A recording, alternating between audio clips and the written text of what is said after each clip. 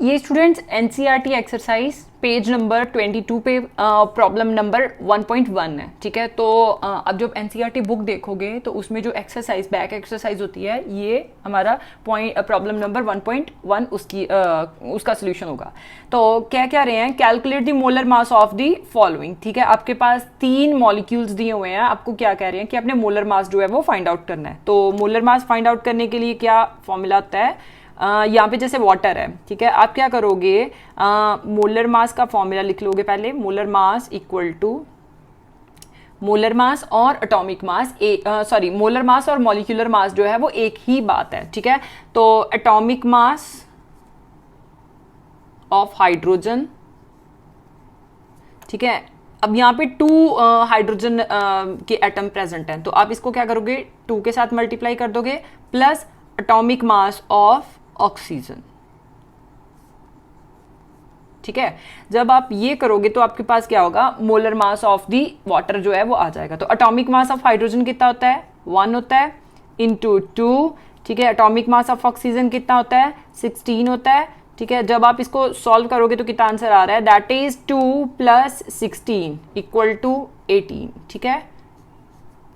That is your molar mass, ठीक है। ग्राम पर मोल आप इसको लिख सकते हो कि 1 मोल में हमारे पास जो है इतने ग्राम्स जो वाटर मॉलिक्यूल्स हैं वो आ रहे हैं, ठीक है।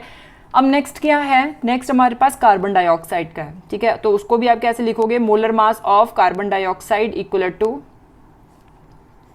CO2 equal to atomic mass of carbon. अब ऑब्वियस सी बात है हमारे पास एक ही एटम है कार्बन का, ठीक है, plus atomic mass of oxygen. अब ऑक्सीजन के यहाँ पे 2 एटम्स प्रेजेंट है, तो आप क्या करोगे, इसको 2 कर दोगे, ठीक है। तो जब आपने सॉल्व किया, एटॉमिक मास ऑफ कार्बन कितना होता है, that is 12 plus atomic mass of oxygen कितना होता है, दैट इज 16, ठीक है, इंटू 2 हो जाएगा।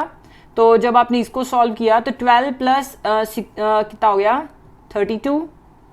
तो जब ये आपने कंप्लीट सॉल्व किया तो इट इज राउंड अबाउट 44 ग्राम पर मोल।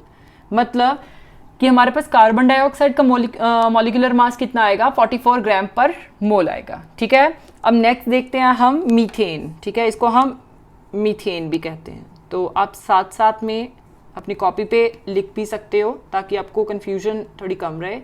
कार्बन डाइऑक्साइड एंड ये क्या है, दिस इज वाटर, ठीक है।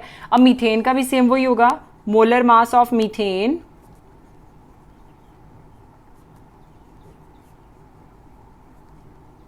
क्या हो जाएगा, equal to atomic mass of carbon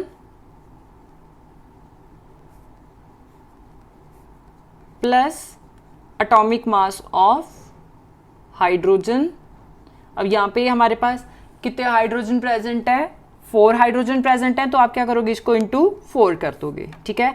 अब एटॉमिक मास ऑफ कार्बन कितना होता है, 12 plus atomic mass of hydrogen कितना होता है, 1 इंटू 4, ठीक है। अब 12 + 4, क्योंकि 1 इंटू 4 इक्वल टू 4 ही होगा, ठीक है। तो ये कितना आ गया, 16 ग्राम पर मोल। मतलब मीथेन का हमारे पास जो एटॉमिक मास है, सॉरी मीथेन का जो मॉलिक्यूलर मास है वो कितना आ रहा है, 16 ग्राम पर मोल। तो ये जो एटॉमिक मासेस हैं ये फाइंड आउट आप एक पर्टिकुलर एटम का कैसे कर सकते हैं, ठीक है। इसका भी मैंने एक वीडियो अपलोड किया हुआ है। If you face any problem मैं इसका लिंक दे दूंगी, आप वो देख सकते हैं।